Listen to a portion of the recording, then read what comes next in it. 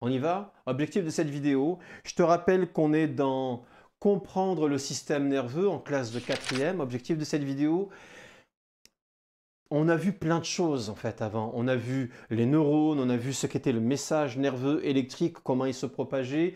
On a vu ensuite comment il se propageait d'un neurone à une autre cellule, c'était la transmission synaptique, et comment on contrôlait la libération de molécules entre deux cellules, on appelle ça les neurotransmetteurs. Mais là, on va passer... On va passer à du sérieux, gamin. On va passer à quelque chose, tu vois, de « ouais, c'est la fête, ouais, t'en veux un peu, hein ?» Touche jamais à ça. C'est de la drogue, gamin, c'est de la drogue, on y va. C'est vendu sous forme de... Alors, c'est vendu sous forme de petits comprimés. On va te mettre quelque chose de joli dessus pour te faire croire que tout va bien. Et aussi sous forme de petites bandelettes qu'on colle sous la langue. Ça diffuse dans le sang, ça arrive dans le cerveau et tu verras, tu n'es pas obligatoirement aussi bien qu'il te le dit. Hein. Tu n'es pas obligatoirement aussi bien. Alors, l'action d'une drogue, on va commencer par une première. Et oui, le LSD. Pourquoi je choisis de développer cette drogue? Mais c'est très simple. C'est très simple. On a commencé le chapitre sur la perception sensorielle. Et l'un des capteurs sensoriels sont nos yeux. Et par conséquent, cette drogue, elle a un effet, elle a plusieurs effets, mais surtout elle a un effet hallucinogène. Et du coup, ben, on va expliquer ça. Let's go!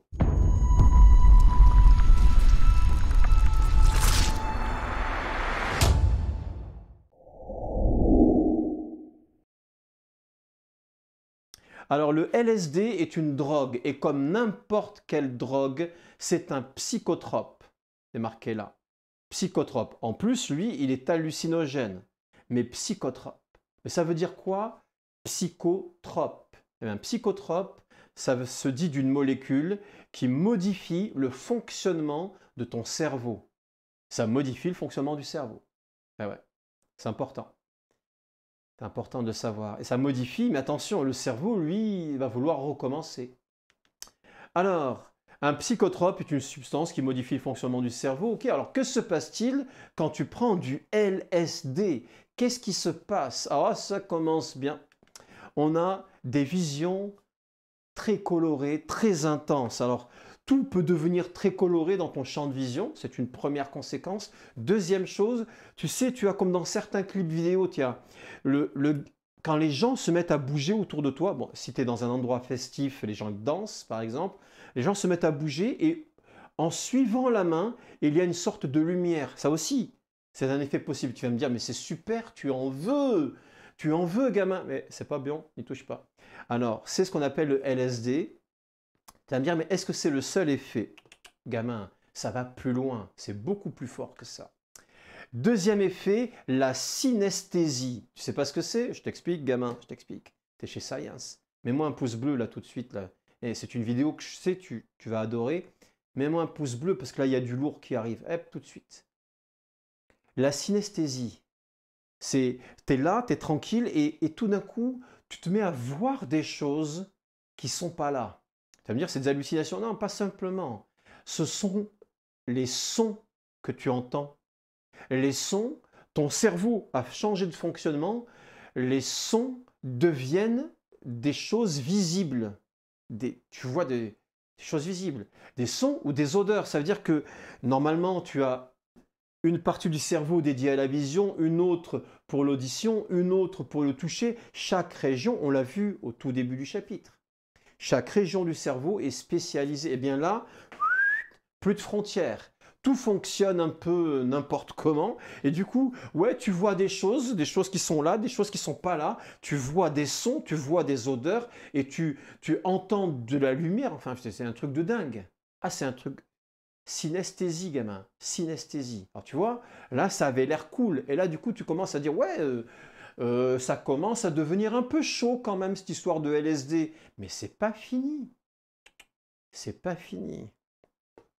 Bon, un truc qui arrive et qui parfois peut être gravissime, une perturbation importante de l'humeur.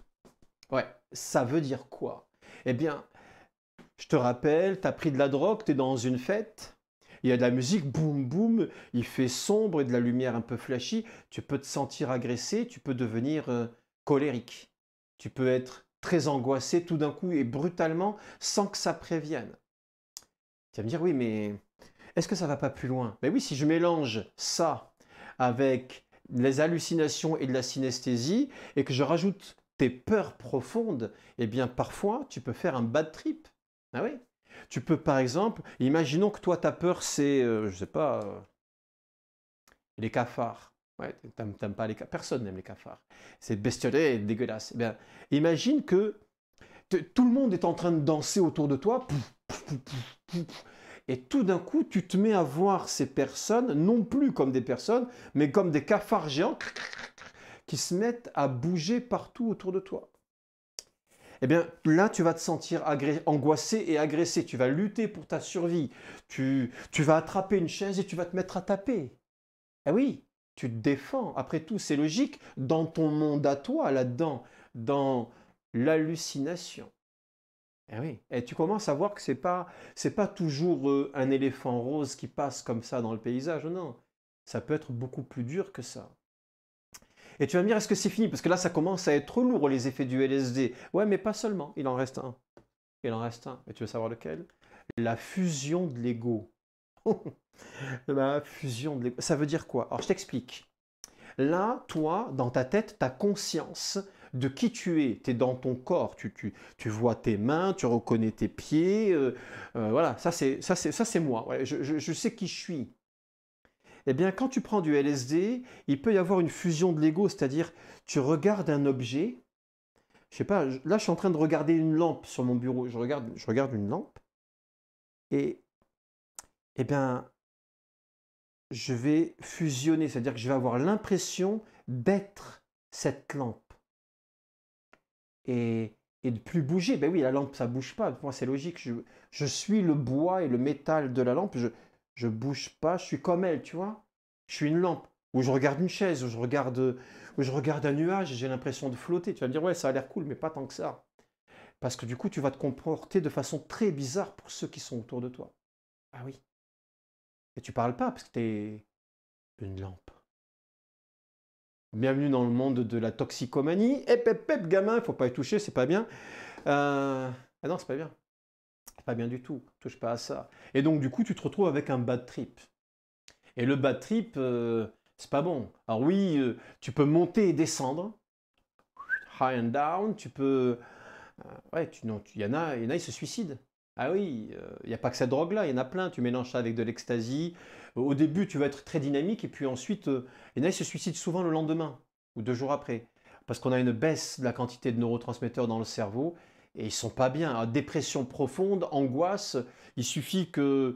ouais, voilà, et ça peut être un élément d'enclenchement. Fais gaffe, gamin, je plaisante pas. La drogue, c'est dangereux.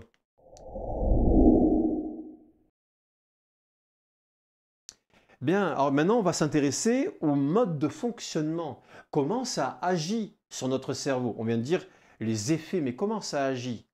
Alors, je vais te présenter là une IRM du cerveau. Attention, magnifique IRM. Alors là, ici, tu as un cerveau. La personne est en train de regarder quelque chose, un film par exemple. La zone active du cerveau, c'est l'arrière. Alors là, le cerveau a été coupé en tranches, je trouve ça magnifique. On voit bien le cortex visuel qui est actif à l'arrière du cerveau. Magnifique, vraiment image magnifique. Mais tu te dis, oui, mais et alors, c'est quoi le lien? Donc déjà, tu retiens que les yeux envoient des messages vers l'arrière de la tête. Eh bien, voici les yeux qui envoient des messages. Bon, il y a le nerf optique, mais ensuite, ça se complexifie. Je ne vais pas rentrer dans le détail, mais ici, tu as des fibres qui viennent de l'œil qui s'arrêtent là et qui font une transmission synaptique. Là, tu vois, il y a une synapse entre un neurone A qui vient de l'œil et un neurone B qui va emmener l'information jusqu'à l'arrière. Tu vas me dire, et alors? Eh bien, regarde bien, gamin. Comme tu le sais, puisque tu as vu la précédente vidéo, des neurotransmetteurs sont donc libérés dans la fente synaptique. Ils se fixent sur les récepteurs postsynaptiques. Tout ça, tu le sais. Mais ce neurotransmetteur, c'est quoi son nom? Ah ouais, il a un nom, gamin. La sérotonine. Ouais, c'est son nom. Joli nom d'ailleurs. La sérotonine, elle joue un rôle dans plusieurs fonctions cérébrales. Elle n'est pas cantonnée à la vision. Non, non. Elle joue un rôle important. Et tu vas me dire, et c'est quoi le lien avec le LSD? Gamin, j'y viens. J'y viens. Quel est le mode d'action du LSD? Eh bien maintenant, je vais te montrer l'IRM fonctionnelle, la même, mais celle de quelqu'un qui a pris du LSD et qui est en train de regarder un film. Je te rappelle, normalement, on n'a que la zone arrière qui est allumée, hein, qui est active. T'es prêt? Ouf! Ouf! Le gars est en train de regarder quelque chose et là, au lieu d'avoir juste cette zone-là active, on a presque tout le cerveau qui est en train de briller. Et tu vois, coupe après coupe, tu vois que presque la totalité du cerveau, toutes les aires cérébrales sont stimulées en même temps. Alors que le gars est en train de regarder, ça devrait être juste visuel. Et oui, les aires auditives, les aires du toucher, les aires motrices, les aires... Enfin, beaucoup de régions du cerveau. Et là, du coup, tu comprends plus facilement la synesthésie. La synesthésie, c'est quoi? Eh bien, c'est quand toutes les régions du cerveau se mettent à faire n'importe quoi. Au lieu d'être spécialisées, elles ne sont plus spécialisées. Elles captent un peu tout et font n'importe quoi. On a donc une hyperactivité cérébrale, c'est une évidence, mais on a surtout une perte de la spécialisation des régions cérébrales. Eh oui, ça veut dire que ce n'est pas une région qui fait un truc, non, c'est tout le monde et c'est la fête. C'est la fête. Ouais, mais non, c'est pas bien. Parce que du coup, tu ne contrôles pas ce qui se passe, du tout. Tu ne contrôles pas ce que tu vas voir, ce que tu vas entendre, ce que tu vas faire ou ce qu'on va te faire. Tu ne contrôles pas.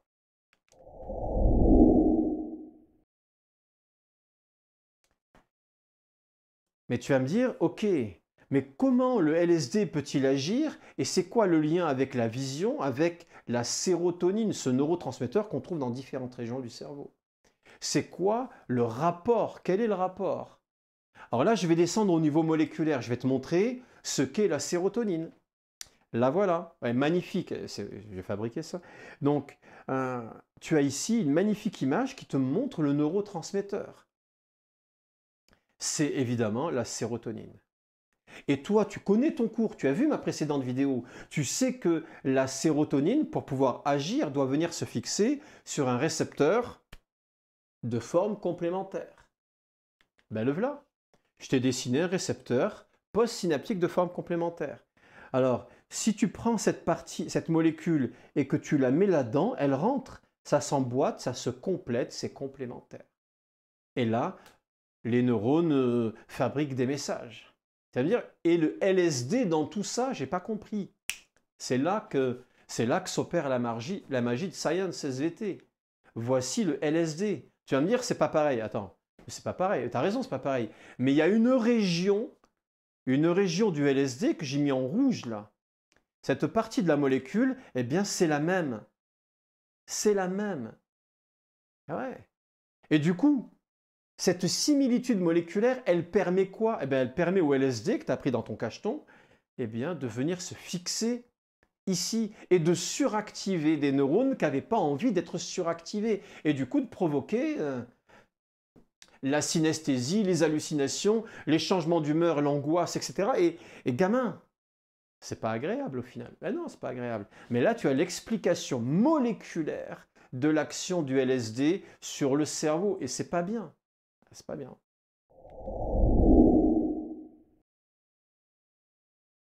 Voilà. Cette vidéo sur le LSD est terminée. 14 minutes de vidéo, c'est bien. La prochaine, c'est quoi?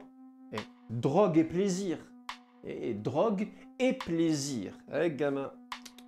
Drogue et plaisir. Et oui, les drogués, ils prennent pas de la drogue pour se faire du mal. Ils prennent de la drogue pour se faire du plaisir. Pour se déconnecter, pour se sentir bien. C'est ce que je t'explique dans la vidéo suivante. Je te l'explique, mais attention, de façon scientifique, gamin. De façon scientifique. On est bon? On est bon. T'es donc chez Science. Le meilleur prof qui soit, tu vas me lâcher un pouce bleu. Si tu t'es pas abonné, tu cliques. Parce que s'abonner, ben c'est bien. Ouais, c'est bien. Ça permet d'être au courant. Tu t'abonnes et tu cliques sur la petite horloge, la petite cloche là. Ting! Afin de, voilà, d'être au courant de tout. On est bon? Allez, je te claque la bise et je te dis à très bientôt sur Science SVT, surtout pour une vidéo aussi passionnante que drogue et plaisir. À bientôt, gamin. Ciao, ciao.